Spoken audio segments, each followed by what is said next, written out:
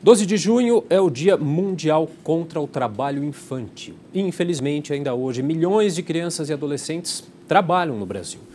E para falar sobre o assunto, eu recebo a Andréia Lavelli, que é líder de projetos de proteção da Fundação Abrinq. Andréia, prazer recebê-la aqui no Jornal da Câmara. Eu que agradeço. O trabalho infantil, ele tem crescido ou ele tem diminuído? Bom, Felipe, primeiramente agradeço o convite em nome da Fundação Abrinq para participar dessa conversa, né? E, infelizmente, a gente percebemos uma redução, né? Através dos números da última PNAD de 2015 do trabalho infantil, porém observamos ainda um aumento de um tipo de trabalho infantil ainda que é a atividade agrícola. Então, ainda observamos uma tímida redução, né, do trabalho infantil e esse aumento do trabalho infantil agrícola ainda. E quais que são os motivos para o trabalho no campo, o trabalho infantil no campo, ter aumentado? Então, a gente observa, e aí eu penso que é um quadro geral, a situação da pobreza, né, aos quais essas famílias vivem. No que diz respeito à questão agrícola, a gente observa ainda a questão da cultura familiar, né? Então, a gente observa um aumento, principalmente na faixa etária de 5 a 9 anos, de crianças que trabalham em afazeres agrícolas e que acompanham suas famílias nesses afazeres.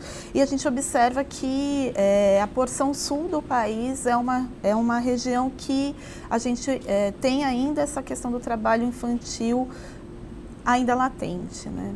Quer dizer, é tratado pela própria família como com uma certa naturalidade? É porque a gente observa que essa questão vem passando de pai para filho. Então, as crianças vão com as famílias, com os pais, para aprender esses afazeres, né? Então, como cuidar da terra, como cuidar da sua produção, e aí isso acaba extrapolando e de repente pode se tornar uma situação dentro das piores formas de trabalho infantil também.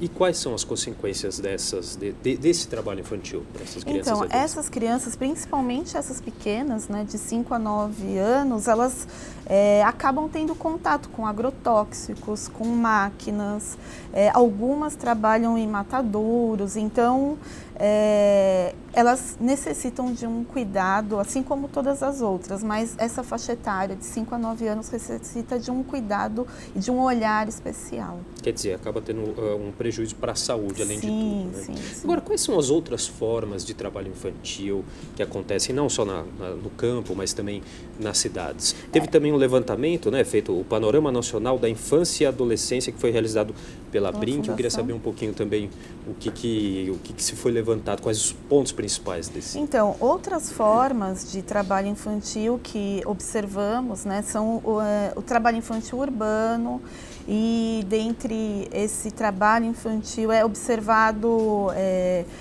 crianças e adolescentes trabalhando em costura, na linha têxtil, crianças que, aí a gente pode falar das piores formas, né? Trabalhando com o tráfico e a gente observa esses indicadores, né, nesse estudo que realizamos. As piores formas de trabalho infantil. Exato. Você falou o tráfico, a gente tem a questão da exploração sexual também. Sim. Questões mais difíceis de ser tratadas também, de serem tratadas. Sim, porque a questão da exploração sexual ainda é uma questão que também necessita de um cuidado e de um olhar específico. Nós somos um país que recebe muitos turistas, né, por conta de todos os nossos pontos, nossas belezas naturais, enfim.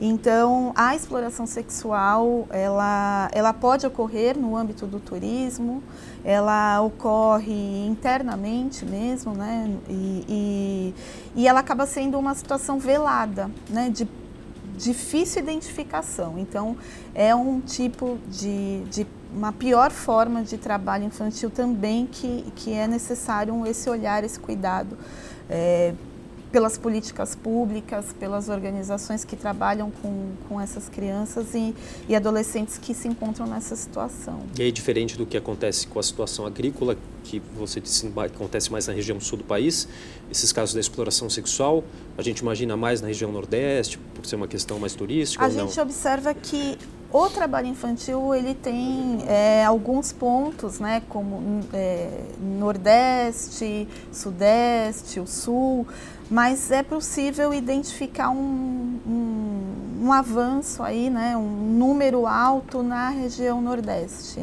mesmo. Agora, só para a gente entender melhor, aqui no Brasil, qual que é a idade mínima que a criança e adolescente não pode trabalhar antes dos 18 anos? Essa é o que manda a lei. Sim, 16 anos em situação que não seja insalubre, perigosa e noturna.